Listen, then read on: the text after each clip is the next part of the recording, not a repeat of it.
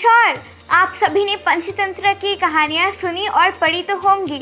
मैंने ये interesting stories पहली बार अपनी दादी से सुनी थी और आज मैं आप सभी के साथ एक ऐसा पजल गेम शेयर करने वाली हूँ जिसे देखकर आप लोग बहुत खुश होंगे। Hey guys, this is me Rohini and today I am going to show you the Sutradhar jigsaw puzzle. Let's start. ये पंचतंत्र जिक्सॉ पजल मेरे जैसे 4 to 12 years के बच्चों के लिए बनाई गई है। It comes in a premium wooden box for easy transport and storage. ये एक स्टोरी बेस्ड जिक्सॉ पजल है। इस बॉक्स में 4 पजल आते हैं और एक पजल में 35 पीसेस होते हैं। Panchatantra fables are narrated in such a fun way that I will remember it for a long time now. Mummy कहती हैं ये स्टोरीज हमें रियल लाइफ सिचुएशंस के साथ भी डील करना सिखा सकती हैं अगर हम उनके मॉडल्स को समझें। ये सूत्रधार पजल मेरी दीदी ने मुझे बर्थडे पर गिफ्ट किया था एंड आई लव इट। और इसे खेलने के बाद मैं आपसे ये जरूर कहूँगी कि ये एक बहुत ही अच्छा गिफ्टिंग ऑप्शन है। मुझे पता है आप लोग भी इस गेम को मेरी तरफ बहुत एंजॉय करेंगे। Kids get a 1-year free subscription on India's #1 storytelling app on Indian mythology Sutradhar. इस ऐप में 600 से भी ज्यादा स्टोरीज हैं और इंडियन माइथोलॉजी और हिस्ट्री से एक नई स्टोरी हर रोज इस ऐप में पब्लिश होती है। नमस्कार, स्वागत है आप सभी का कही सुनी के अगले एपिसोड में। So today we will talk about Aryaa. We will extend our conversation from last episode, and in this episode we will pick up the first story in the book that has been published by IndicA Academy and curated by Shiva Kumar GV. The first story in the book is about Chitrangada, the woman who Arjun fell in love with. And to talk about Chitrangada, we have here with us Madam Rohini Gupta. She is the author of the story Chitrangada in this anthology called Aryaa, and she is an accomplished author. She has published many books which can be available, which can be seen on Amazon. And so without taking too much time, I would rather go to Rohini ji. Namaskar, Rohini ji. Namaste. Thank you for inviting me. Thank you. So Rohini ji, first of all, very straightforward question, especially because you are an accomplished author. You have written multiple works in the past, and this particular experience where you are sharing the book with 9 other authors other than you, and you are working more like a team than an individual, which would probably be the case in a normal book. So how the experience was different from any other work that you have done in the past versus when you were writing Aryaa? Okay. It was a very good experience. I thoroughly enjoyed working with so many people. I'm used to working with people because I edit a couple of magazines and I work with the editorial board all the time. So I'm used to that. But this was a very enthusiastic group of writers, and the curator, Shiv Kumar ji, was very open and, put us through a lot of, we read each other's stories, we commented on each other's stories, we did workshops. So it was a really very thorough experience and extremely enjoyable. So coming to the topic of this conversation, Chitrangada, my first question to you, Rohini ji, is why did you pick up this particular character? Because I assume the topic of the anthology was remarkable Vedic women, and there are many, right? If you pick up our literature, ancient literature, you can find remarkable women almost on every pages. So why Chitrangada?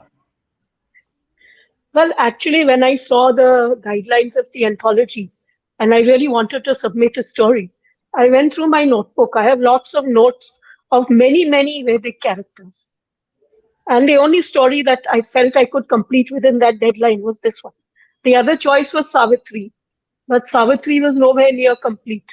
So I had to keep that for another time. And Chitrangada I finished within the deadline. They extended the deadline a little. So I managed to finish it and send it out. The reason I liked her because she was a warrior and she was a very independent character. And I didn't see her giving up her warriorship to be with Arjun. I saw it as an equal relationship on both sides. So I wanted to bring that out. So interesting, because the warrior aspect of Chitrangada's character, I think, is not clear in if you read Mahabharat. So, Hmm.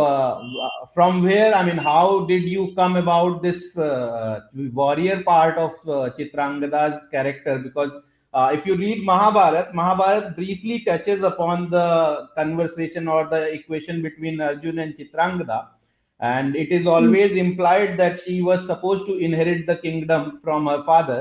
But the warrior aspect obviously has not been explored much in Mahabharata. So, how you came about it and how you thought that that is an aspect that needs to be highlighted? Okay. There is one edition of the Mahabharata which mentions the warrior aspect. It may be the Vedic, the Broi edition. I forget which particular translation, but it is there. And I checked it in the Sanskrit, and there is a hint that she's a warrior. And she was brought up as a putrika because she was the only daughter, and there was only one child in every generation. So she was brought up as a putrika, which means she works as a son would. She does all the duties and everything. And I would say war is part of that. And a lot of other writers have also interpreted her as a warrior, including Rabindranath Tagore, and so many other versions have also seen her as a warrior. So I wanted to take off on that. I wanted to see a tough warrior woman from the Mahabharata era living life on her own terms. Because she tells Arjuna, I'm not going back with you. I'm going to stay here and raise my son. And that is in the Mahabharata. So I took it from there. It's a very short para. In the Mahabharata, it's a very short para. So, again, why I'm asking, I mean, because when I read the story, I realized that she being a warrior was one of the most important aspect of her character Hmm. that you wanted to highlight. And I'm sure there was I mean, different aspects of her personality also. But this one aspect and the sense of responsibility towards her kingdom, these two are probably the most prominent Hmm. aspects that you Hmm. have deliberately maybe tried to bring out in your story. That's what my reading from the story was. Was it intentional? And if it was, why you thought that this aspect is should basically take precedence over any other aspects of her personality? In the original story, which is a very short part in the Mahabharata, is mentioned in two parts. One during Arjun's travels, and one at the end when he's following the Ashwamedha horse. So there is not much about her character at all. I had to sort of interpret anything about her character by using these two things. The only things you actually know about her is that she was probably a warrior and that she had the responsibility of the kingdom until her son grew up. So, out of those two things, I had to build a story. So, putting that together, So, I thought she's a strong woman. She enters in her own terms. She has a good relationship with another very strong guy, the premier warrior of his age, Arjun. So, I mean, essentially, she doesn't seem to be too impressed with Arjun when they meet, and that also is a very interesting aspect because Arjun probably was not used to that kind of interaction, because yes, really preceding to that equation, he had been approached by three apsaras and he said no in yes, Mahabharat, right? So he yes. was probably that part of the equation is very interestingly brought about forward in your story. There is one more thing that I noticed in the way that you have told the story. The Arjun of Chitrangada, the story that you have picked, you have narrated, seems Hmm. very different from the Arjun that we are probably familiar with. And maybe you want to talk about that aspect also and why you have chosen to bring about that aspect in your story. Okay. I am writing a novel based on the Mahabharata. So that first draft is already complete. So the Arjun character I already fleshed out for the novel. So it was Okay. quite easy for me to just put the same character in. Now, this point in the story, Arjun is like very early in his life. He has not really, he's not even got his Gandiva bow yet. You know, he's not made his mark so much. They've just been exiled. They're just trying to set up Indraprastha. And even in the text, he's a bit frustrated because he doesn't have very much to do when they're setting up a kingdom. He doesn't have any warrior skills to show. So I took it from there. I saw him as frustrated, leaving.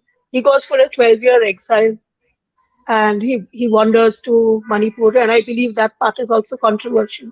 But I didn't know that when I was writing the story. So I had Okay. him, I had him meet Chitrangada in the forest where she has gone because she's also having a tough time. So both of them, sort of gelled together. And towards the end of the story, they kind of reach an agreement. I saw it like And the surprise for me was the entry of Duryodhan. I was not expecting that. him or his mention in this story because when I had read about Chitrangada, I had not seen any mention of that, and you have obviously covered that in your footnote to the story. So, how did Yes. you think about that part? I mean, what was going through your mind to bring in Duryodhan and maybe a mention of even Karn in the story of Chitrangada? Yeah, that was creative license because I needed something to make the story a little more interesting. I needed a reason why Chitrangada should be out in the forest on her own, on some errand of her own. And I needed Arjun to be interested in what was happening so that he would follow her to try and find out. So I involved Duryodhan because obviously that's the big enemy in the Mahabharat. And Arjun would be very much triggered by any mention of Duryodhan. So I thought, and at that time, Duryodhan was also young, Arjun was also young. They were just setting themselves up in their respective kingdoms. So I thought it's appropriate that he might And also be looking for a wife.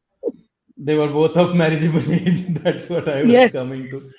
So they were. it's only appropriate that they were looking for wives, and Duryodhan also Yes, had multiple wives. So it's yes. not a long stretch for him to look for a wife in Manipur.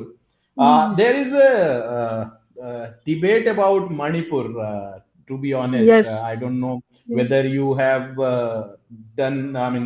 thought more into this or not, but many people are confused about the location of Manipur, where it would have been in modern India. And have a belief that it would have been somewhere close to modern day Odisha. Probably, I don't know. I mean, obviously, I have not done deep research on that topic.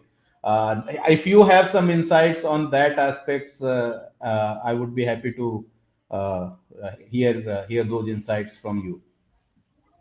I read recently that they think this was not the Manipur of the Mahabharata and Arjuna had not actually gone there. But this story was written 2 years ago. And at that time, I knew nothing about all this. And in the Okay. Mahabharata, it said Manipur. So I assumed it's the same Manipur. Okay. And other writers have done it before me. I'm not the first one. It's been assumed in many other books also that this is the Manipur and Arjun went there. So I don't really know about that controversy, but I'll stick to the Mahabharata as I know it. I took it from No, the I mean, original it text. also doesn't affect your story anyways. I mean, the No, location could it, have been any part, any stretch of the jungle because it basically takes place within maybe a few acre yeah. area of a jungle. It doesn't go beyond that. So that way, it doesn't matter which part of the globe that jungle was in. The story would have taken place in the same fashion as it has. So I don't think that's I don't think I mentioned Assam or anything like that, which yes, is probably exactly. recent names. So I suppose it'll fit. No, I mean, it is very much possible to have jungle at any part of the land, right? So, Yeah, and especially in yeah, those times, it was not a yes. urban world the way we see today. So, so it's very interesting. So, so I mean, so if let's say, I mean, you have basically chosen a particular portion of that interaction for your story, and you have not gone beyond the stretch, right? You have not touched upon the later part of the story, which is the Ashramedha part of it, and Mm. and you have probably kept it out deliberately because you wanted to focus on a particular portion. But let us say if we go and think about the Ashwamedh part, and that gives us another interesting character, her son, right? Yes. Who happens to be the only warrior who managed to kill Arjun, and Yes. not many people know about it. So, how do you think that his mother played a role in making him a formidable warrior that he turned out to be? Or, I mean, maybe the way the Chitrangada's character you have taken, it is possible that she might have influenced the training of her son. So, what are your thoughts on that aspects? I think she would have definitely trained him. But the reason I didn't put any of that part in is mainly because of word length. I was given 8,000 words. It won't fit in. You know, there's a limit to how much you can send for an anthology. That would have to be a different story. Uh, I didn't write it, and now I'm glad I didn't write it because in the anthology there's another story in which Shakuntala is training Bharat to be a king, Yes, and the I read training that. is there. So it might have been a bit repetitive anyway, which I didn't Repetitive, know correct. when I was writing it. But I'm glad I kept that part out. That'll have to be another story. Maybe I'll write it sometime. Yeah, maybe you should, because that is also a Yes. very unexplored part of Mahabharat. Not many people know Yes. about this part. And in fact, my understanding from the people I interact with, and I interact with a lot of people because of Sutradhar, I have Hmm. understood that most of the people stop reading Mahabharat after the war. The assumption Okay. is that the conflict is settled. Yudhishthir is king, Duryodhan is dead, the main villain is out. Right? That's how you interpret stories. You always the modern interpretation of the stories is you have a villain, you have a hero, villain dead, story ends. Yes. Right? And that's how your Yes. movies end. But Yes. they lived happily ever after has a very different meaning in Mahabharata, right? They actually talk Hmm. about what happened after, and they talk about that in great length, right? And I believe that that is an aspect that needs to be written about and talked about. So I would hope that you pick that part up maybe for your next project. But Yeah.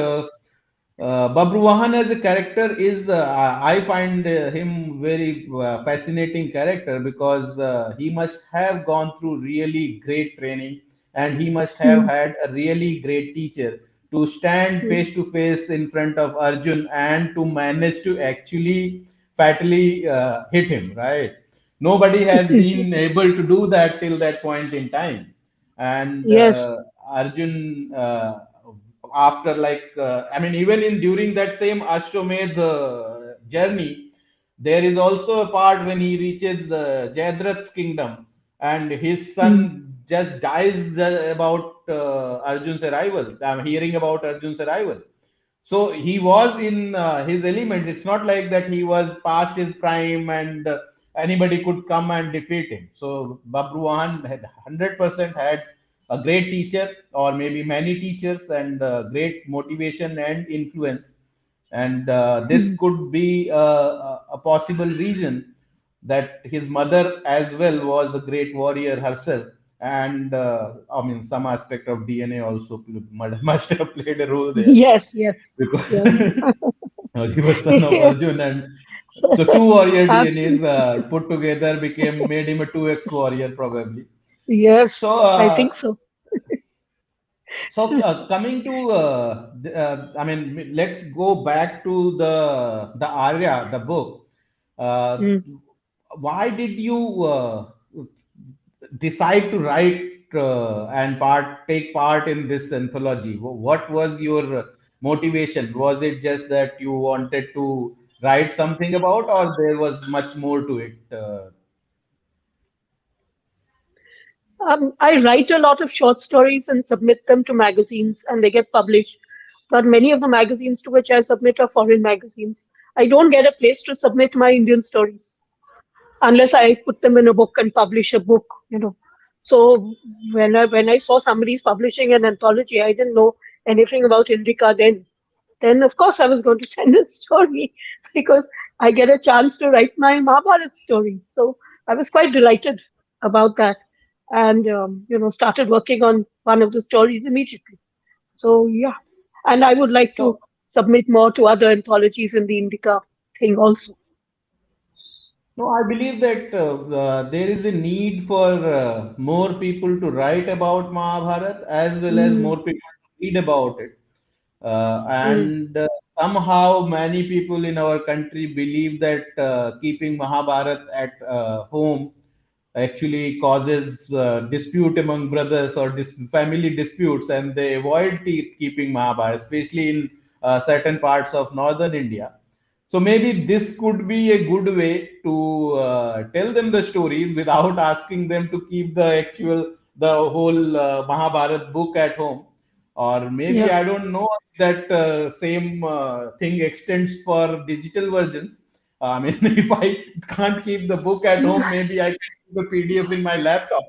But in short, it is required. I am personally very much in favor of people writing about Mahabharat and Ramayana, and especially Mahabharat, because Ramayana we have to thank Tulsi Das ji for writing Mm, Ramcharitmanas. yeah. That has gone to Yes. many more homes than Valmiki Ramayana, and many people Yes. often do this Akhand Ramayana, especially in the part of Yes. the country where I am from.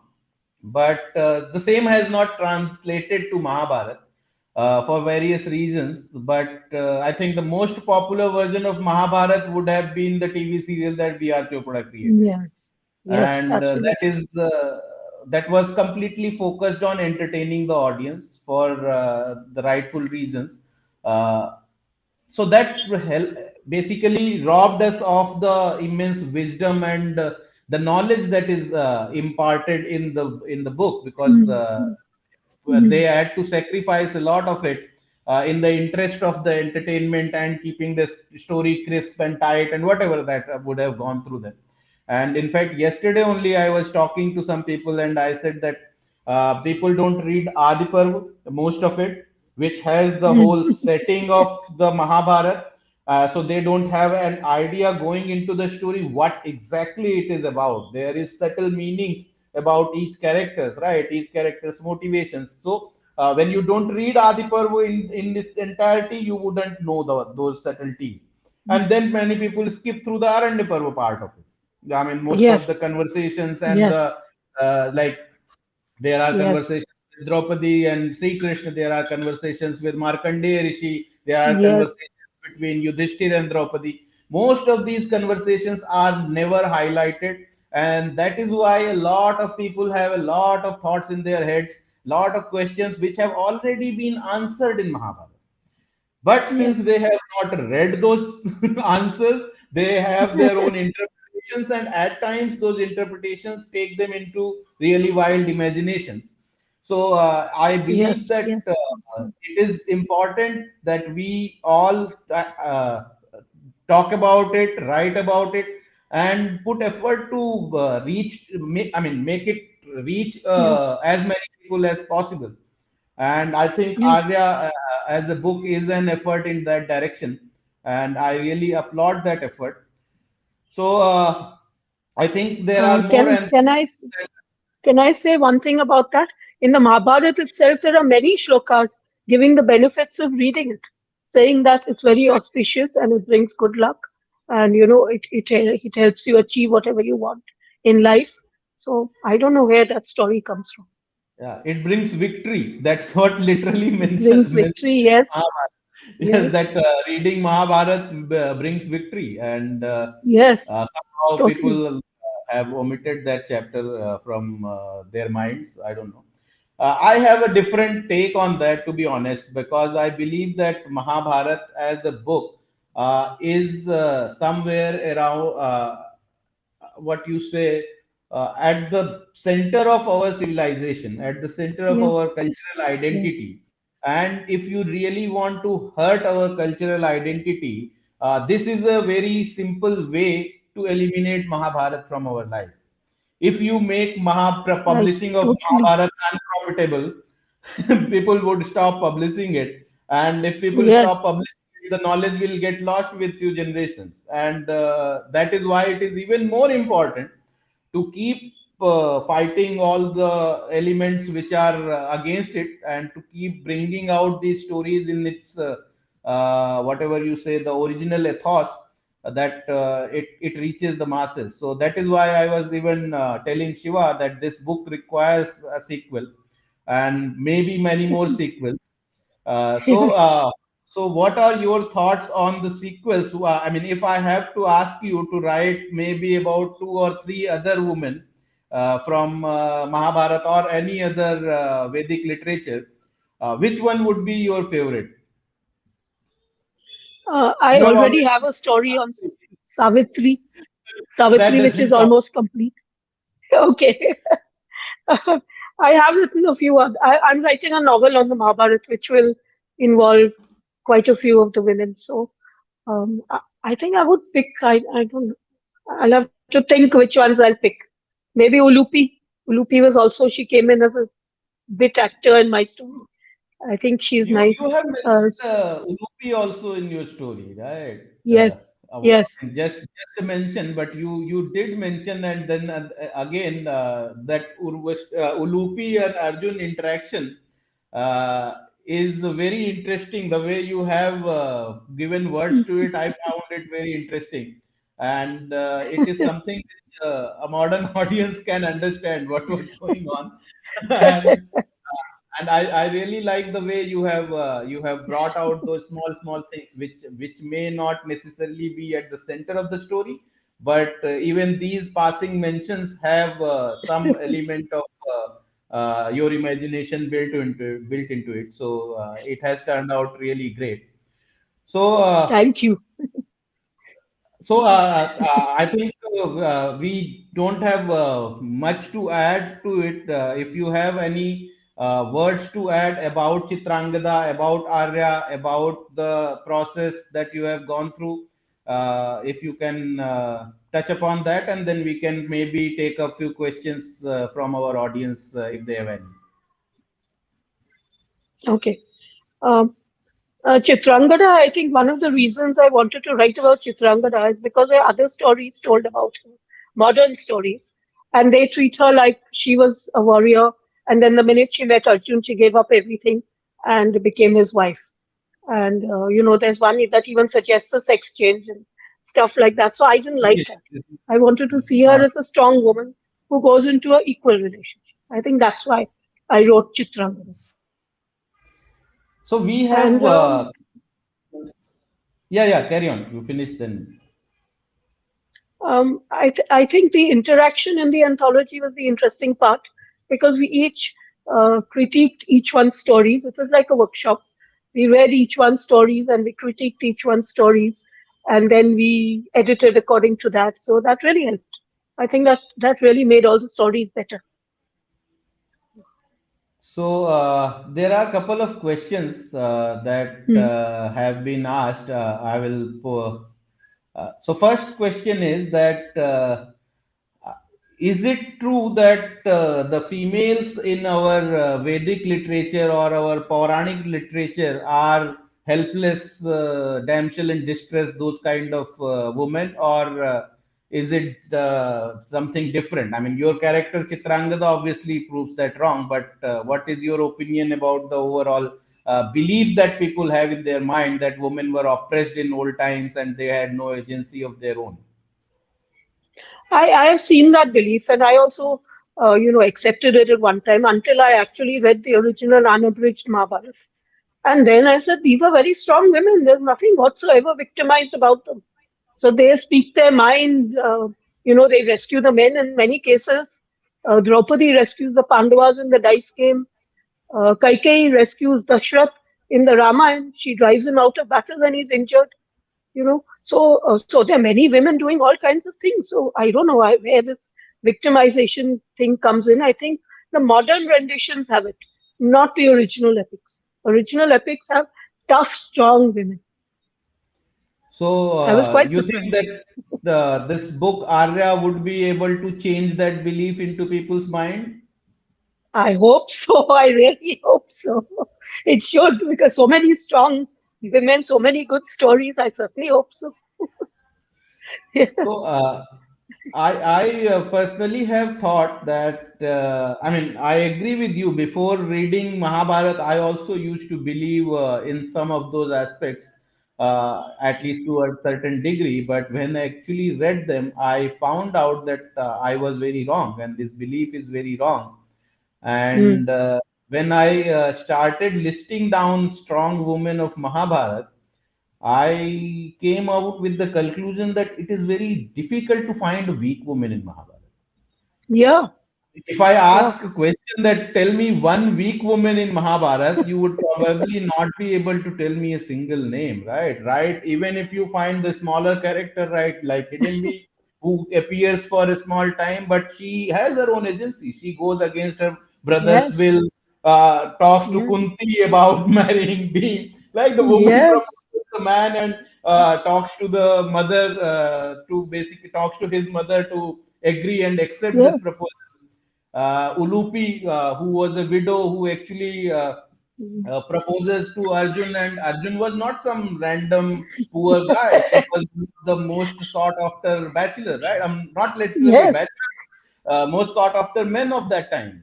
So it's Yes. not like that these guys were all, even Satyavati, right? And the characters that Yes. we have picked up in Arya, Satyavati is there. Then you have Shakuntala, who stands up in the Kuru court Mm. and fights for her right. Mm. Then you have women like Subhadra, who literally anchors the next generation of the Kuru clan.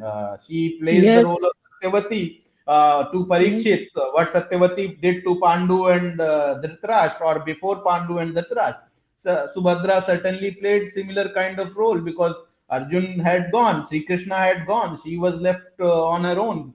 And these Yes. kind of stories are there. There are scholar women, right, which have again been covered in Arya. You have Yes. Gargi, you have Petri. So all these Yes. kind of women, Chitrangada, who questioned the norms, right? Everybody believes we were living in a patriarchal society, or only male could inherit the kingdom. We have Chitrangada, who inherited her father's kingdom and then passed it Mm. on to her son. Yes. Even I mean, if we pick up Ambika Ambalika, I keep making this a point that when Vichitravir died, it was Ambika's and Ambalika's sons who became the king. So essentially, you Yes. women had property rights to their dead husbands. You can interpret it Yes. in that way also. I mean, no matter what, even the maybe the Amba was probably can be seen as a woman who had to go through a lot of hardships and misery, but she also was a very strong woman. She also Yes. didn't give up. She took another life and she changed into a man to. So imagine what kind of Yes. formidable woman she would have been. And Yes. Madri, took her Yeah. own decisions. She was not somebody Yes. to push over. You can ask her to do anything and she would do it. So, I mean, I find it very hard pressed to find one weak woman in Mahabharata. And You're strong absolutely women right. every page. Yes, you're absolutely right. I won't be able to mention a single weak woman. They're all strong women. Another strong woman And is Kunti, who brought up the Pandavas all by Kunti is herself the strongest after Pandu died. Kunti is one of the strongest women. She raised the Strongest. despite the threat of violence against them. I mean, every Yes. third day their children were being attacked, and Vidur was Yeah. advising her not to make noise about it, just take it lying down. And Yeah. she did what she was advised, yet she made sure that her children grow up to be what they grew up to be. I mean, the Yes. Gandhari again, another strong woman on the other side. Mm. She Mm. she was the one who could go and advise Dhritarashtra to go against Duryodhan when Dhritarashtra himself was incapable of doing that. There were occasions when Yes. Gandhari herself went ahead and said, "Ki, my son is not as important as the kingdom." So that is Yes. another strong woman. It's not a weak woman's job to do and make those kind of statements. And I believe that that is why I said to Shiva that you should keep writing sequels to this book, because at least this particular question that women were oppressed in our time and they were treated like property. That is completely wrong. And one example that people point out is that Yudhishthir stayed Draupadi, and that is one example you pick up and you run with it without even knowing the before and after of it. So that again is just you are quoting out of context and trying to prove a point which actually doesn't exist. Yes, So, I quite agree. Yeah, so I that's think totally we so I would hope that you do write more, and I would hope that Indic Academy comes up with more such sequels of this book, because my personal belief is that this is an important book which should be read by everyone. And if it is giving you any inclination to read the Mahabharat also, please go ahead and do it. Don't hesitate, because when you read the unabridged Mahabharat, a lot of confusions would be cleared, and the book is full of wisdom. You will not be disappointed if you read the book. So, next session we will have tomorrow. Again, same time, 7 p.m. And in the next session, we will talk about the next story in the book Arya. And this next story is the story of Damayanti. And Damayanti was a princess who became a queen. Then she lost her kingdom, lost her husband, and then she had to go through a lot of struggle and hardship to find the life of a queen again. And this is a story which was narrated to Yudhishthir when he was lamenting about the fact that his wife Draupadi had to go through a lot of hardships. So don't miss this conversation. The conversation we would be having with Manjula, the author of Damayanti story in Arya, tomorrow, Sunday, 29th January, 7 p.m. And you can buy the book Arya at it is available on most of the leading booksellers. You can buy it from Padega India. They might be having some great discount also for you. So good. Thank you, Rohini ji. Thank you for being with us, thank and you. Thank to you. everyone who joined us. And I would invite all of you for the